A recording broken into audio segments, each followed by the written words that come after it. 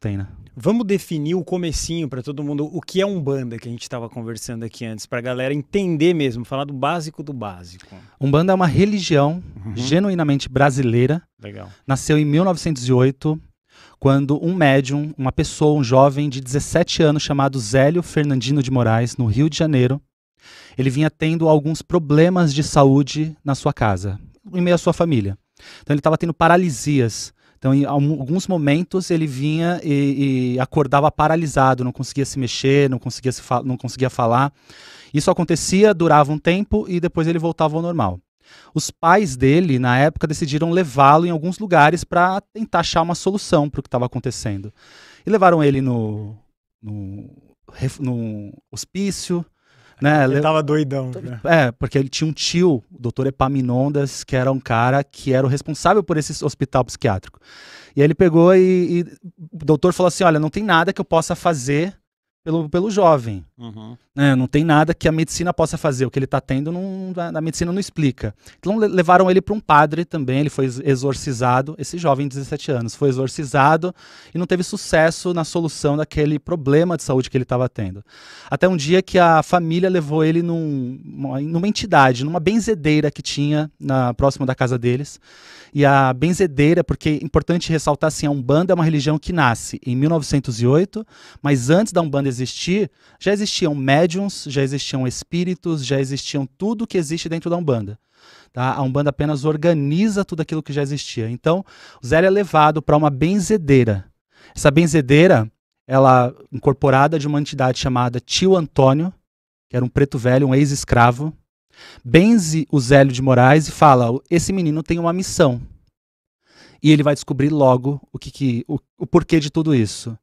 Naquele período ali, ainda buscando a solução, levaram ele num centro espírita no Rio de Janeiro, em Niterói, no dia 15 de novembro de 1908.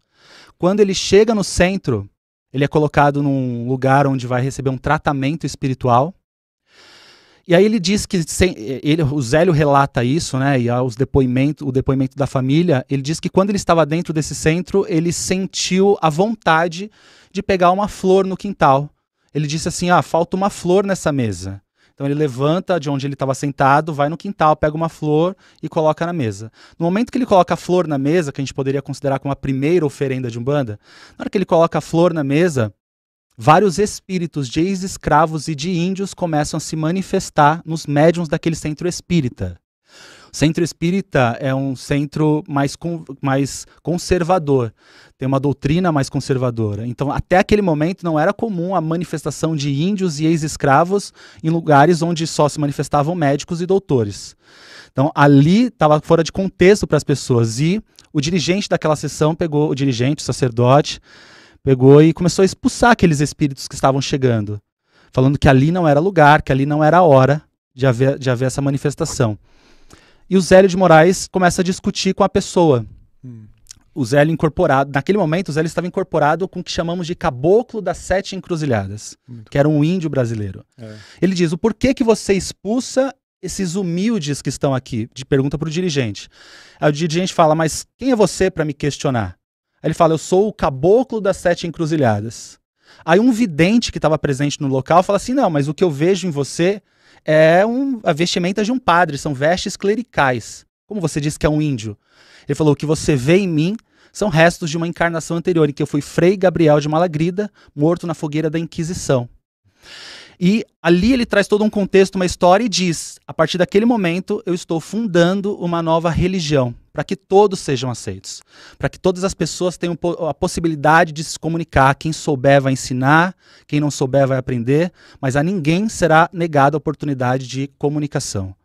Então ali nasce a Umbanda dentro de um contexto de preconceito, de discriminação, porque a gente está falando de um centro espírita que tentou naquele momento reprimir a presença espiritual de um contexto de entidades que não era padrão dentro daquele centro. E no dia seguinte, dia 16 de novembro de 1908, acontece a primeira gira, ou o primeiro ritual de Umbanda na casa do Zélio de Moraes. Isso é Umbanda. A Umbanda é uma religião que nasce em 1908 e que ela agrupa espíritos de várias culturas e tradições. Então a gente tem dentro da Umbanda o que chamamos de linhas de trabalho.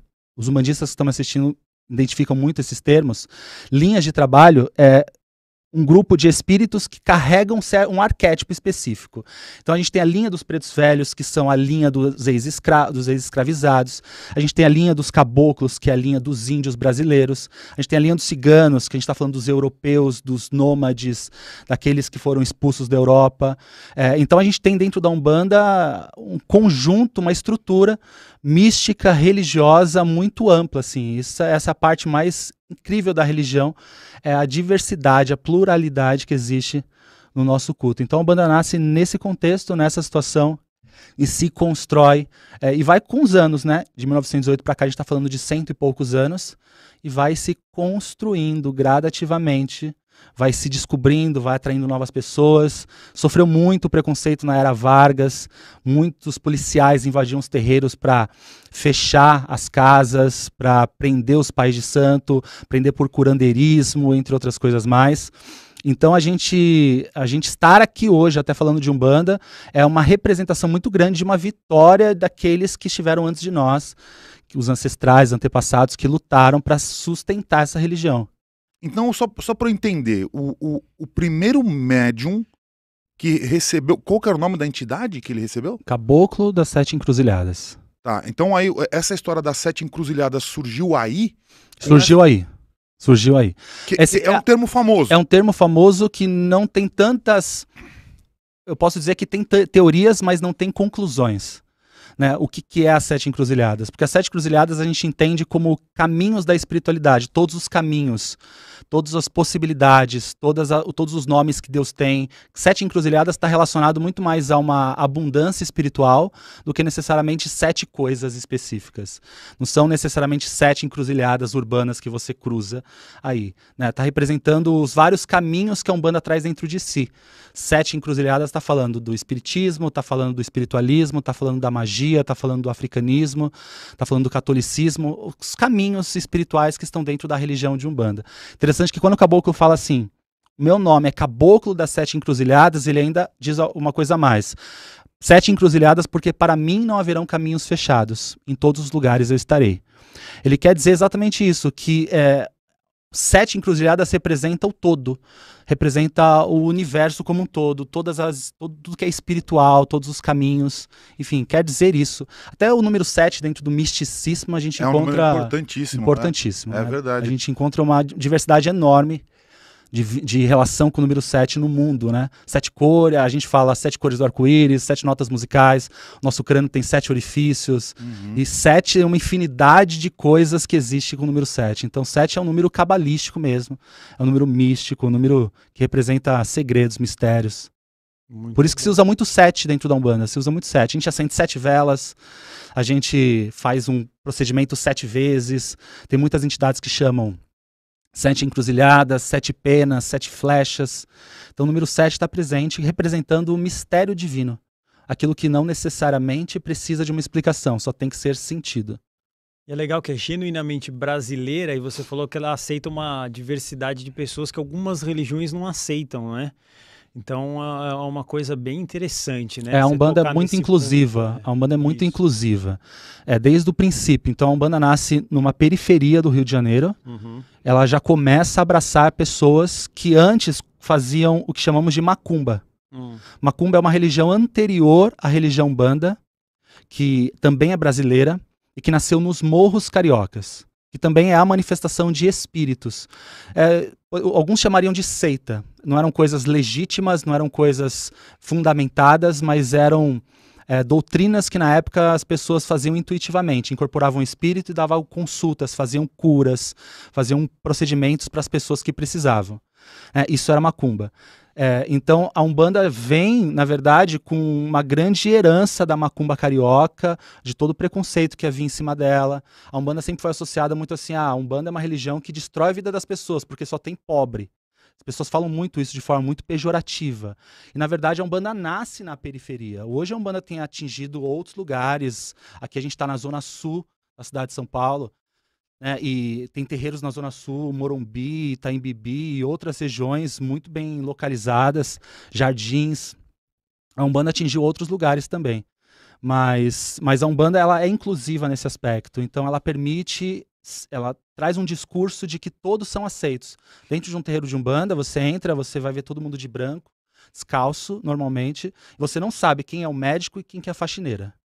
Todo mundo é igual. Então, essa mensagem que a Umbanda passa de igualdade, é incrível isso. Então, todo mundo é acolhido, os vivos são acolhidos de todas as formas e os mortos também. Então, a gente vai ter o ex-escravo, a gente vai ter o índio, a gente vai ter aquele homem que foi condenado na fogueira da Inquisição por não ter se convertido à Igreja Católica. A gente vai ter de tudo um pouco dentro da religião de Umbanda, porque ela é exatamente a inclusão dessas culturas, de quem quiser falar, vai ter oportunidade de falar. Sempre, lógico, espíritos evoluídos. O contexto que se traz aqui não é qualquer espírito, não basta ter vivido, morrido e se tornar uma entidade. A gente está falando de um contexto de evolução, de espíritos que têm um cargo espiritual, um mérito, um preparo. Tá? Enfim, então é mais ou menos isso.